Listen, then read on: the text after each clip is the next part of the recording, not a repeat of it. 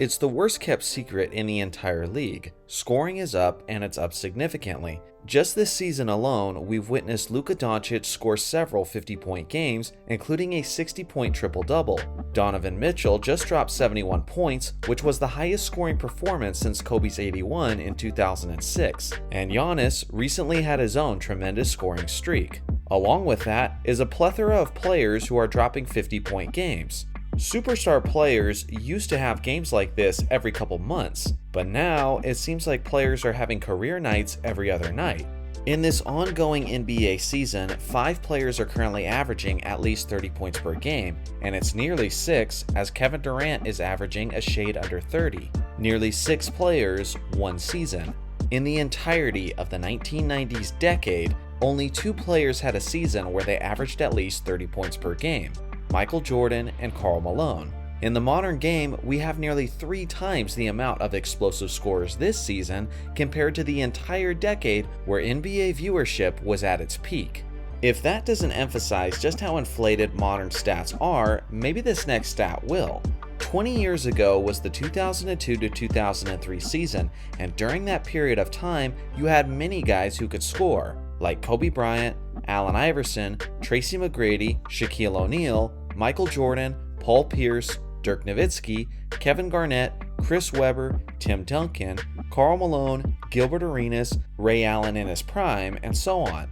In that entire 02 to 03 NBA regular season, there was a grand total of 71 40-point games league-wide. We haven't even reached the halfway point of this current NBA season, and there is already significantly more 40-point games than there was in an entire season 20 years ago.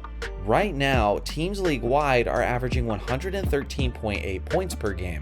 Not only is that absurdly high, but that's literally the most points averaged since the 1969 to 1970 season, which, for perspective, was when Wilt Chamberlain was still playing in the NBA. To put it simply, the league looks goofy right now, with video game stat lines being put up on a regular basis, and often by players who aren't even making it to the NBA All-Star Game. So now that I've firmly established that general scoring is through the roof, this raises several questions. 1. Why is this happening? 2. What does this mean for the NBA? And 3. Is this a good thing?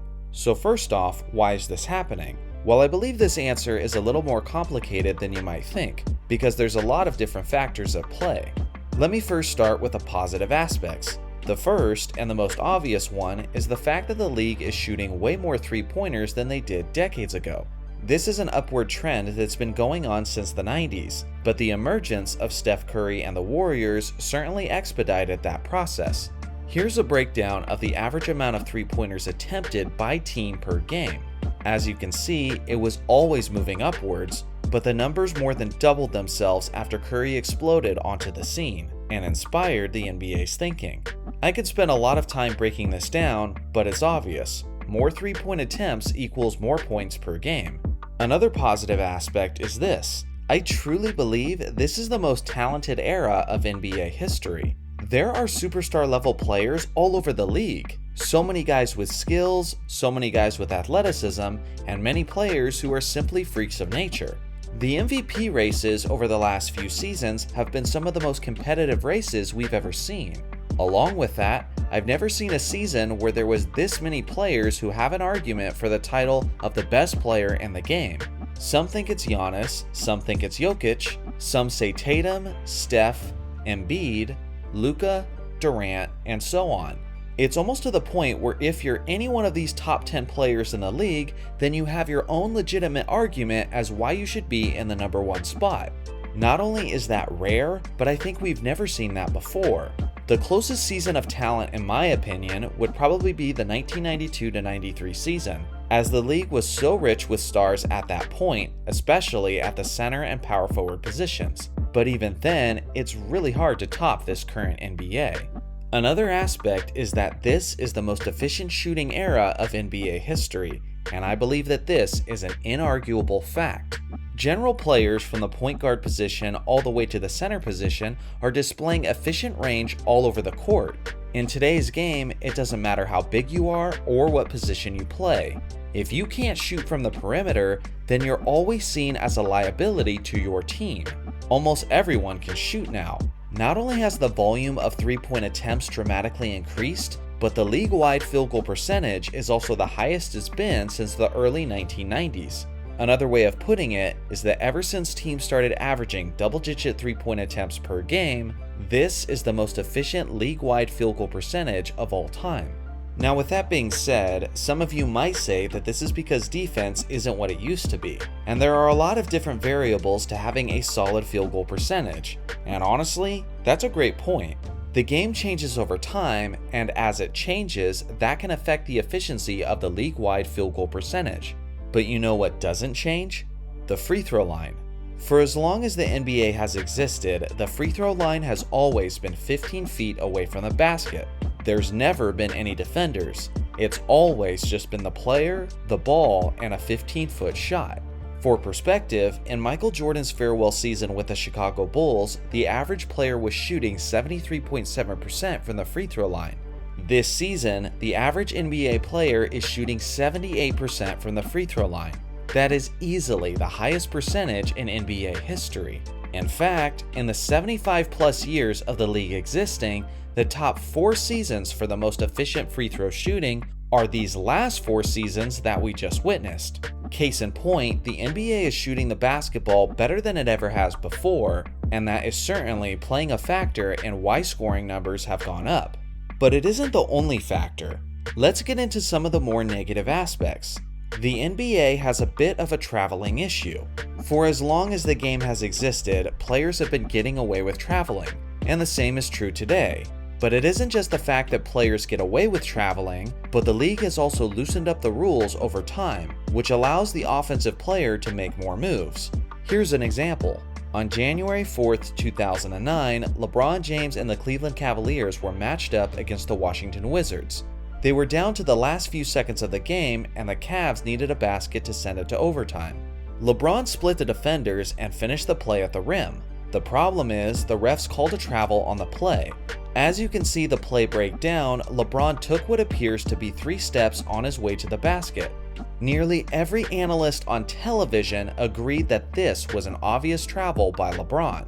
The one person who didn't agree was LeBron himself, as he stated this in his post-game interview. Bad call. Like I said, I watched it again, and I took a crab dribble, which is a hesitation dribble, and then 2 steps. Everybody can, all guys can watch it, and the bad part about it, I was able to finish at the rim with contact, so it would have been a 3-point play. At this point in history, LeBron calling this a quote crab dribble temporarily made him the laughingstock of the NBA, as almost everyone universally recognized this play as a travel. The thing is, what everyone thought was an egregious travel at the time is now a pretty standard offensive move in the modern NBA. The definition of the quote gather step has become so loose over time that basically everyone gets away with these moves on a nightly basis. Certain players like James Harden took full advantage of the loosening definition of the gather step and integrated it into his famous step back. Nowadays, it seems like everyone is using step back jumpers that would have frequently been whistled as travels a couple decades ago. In their primes, players like Michael Jordan and Kobe Bryant mastered the fadeaway jump shot and used it as a way to create space between themselves and the opponent. It's a difficult shot to master given how it naturally requires you to be off balance. The thing is, with the step back jumper now being widely and legally used, there's less incentive for players to learn the fadeaway. Don't get me wrong, it's not completely obsolete, as some modern players still make use of it. But with the step back jumper creating so much space with a massive hop backwards, in a sense, it's become much easier for the perimeter player to score.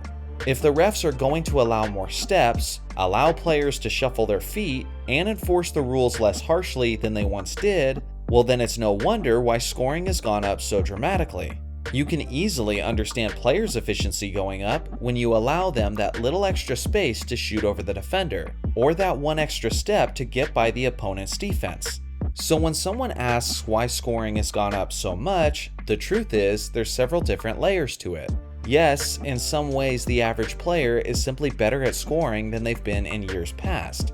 But the modern player is also allowed to do things on the court that would have resulted in many turnovers for players from previous generations. So what does this all mean for the NBA? Well, for starters, it means that comparing players from different generations becomes only more difficult, because the league is so vastly different from what it once was. 20 points per game in the 90s is not equal to 20 points per game in the modern NBA. You could still attempt to compare players, statistics, and accomplishments, but it wouldn't be fair to ignore the context of the eras. A player like Reggie Miller averaged 25 points per game at his very peak, but in the modern game, where significantly more three-pointers are being taken and less travels are being called, a player like him would probably average 30 points per game instead of 25. That's just the nature of the system. It also means that you have to be prepared to see some iconic records falling at a rapid pace. We've already seen a bit of that this current season. Honestly, I think the clock's ticking on Kobe's 81-point game. Get a player who's extremely hot from three-point range, add an overtime or two, and some shameless stat padding, and I could easily see that point total being surpassed within the next few seasons. So this brings me to our last question.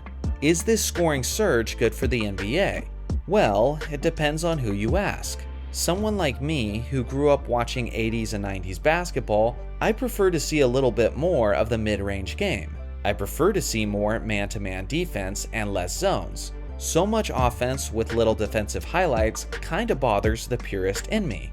But I'm just one person. Many people love the three ball, and many young fans love to see these offensive explosions. The thing is, everyone has their limit. We all draw the line somewhere, but where we draw that line changes from person to person. For example, as a kid, I used to think the high-scoring All-Star games were awesome, and I loved the fact that defense was played a little more loosely, which allowed there to be plenty of highlights. But then I witnessed a team score roughly 200 points in an All-Star game, and I realized it was way too much of a good thing. A 135-point All-Star game, highly entertaining. A 185-point All-Star game, boring as hell. Obviously, my limit is gonna be different between All-Star games and regular season matches, but my point remains the same. At a certain point, too much offense is not a good thing for NBA entertainment. We are right on the cusp of crossing my line, but where do you draw the line? Is there too much offense in the modern NBA? And if there isn't, how much more would teams and players need to be scoring for it to become too much? Let me know your thoughts in the comments section below. Thanks for watching as always. Make sure to like and subscribe for more basketball content, and I'll see you guys in the next video.